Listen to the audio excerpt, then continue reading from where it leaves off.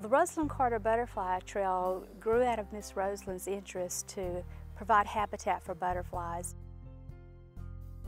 She had read about the problems that butterflies are having. The habitat's being destroyed, chemicals are being used that interfere with the life cycle for the butterfly, and then the lack of milkweed, because milkweed is a weed that the butterfly only lays their eggs on. Miss Rosalynn wanted to do her part in her yard to establish a butterfly garden that would encourage pollinators as well as butterflies to come. The Carter's property is private, and so I suggested that instead of having just one garden, that we establish a trail. We have a total of 11 gardens that are open, but the whole purpose of the project is to bring awareness to the habitat that butterflies need and also the conditions in which they will be able to flourish. So the University of Georgia is really concerned, as well as the Monarch Watch and Monarchs Across Georgia and other organizations, as far as some of the problems that the monarch butterfly has. And one of them is the OE parasite.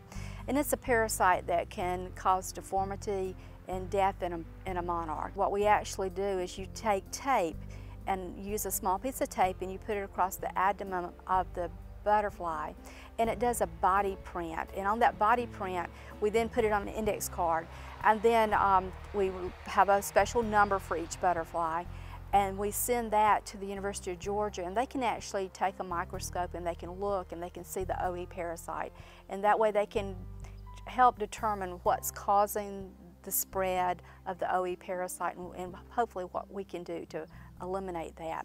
Now the actual tagging, that's done through the Monarch Watch, and we send that information to the University of Kansas. And what we do, the butterflies that we have coming here that are from the wild, they'll come, are attracted by the nectar plants, and then the host plant, which is the milkweed, the female will lay the eggs on the underside of the leaf. And so we're always on the watch for the monarchs when they come through and looking for the eggs. We've actually retrieved eggs from the monarchs, and we've retrieved caterpillars that have emerged from those eggs.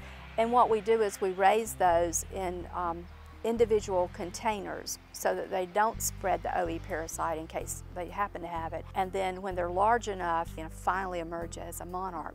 Once they emerge, they have to let their wings dry, and after the wings are dried, we'll put a tiny tag about the size of the end of an eraser.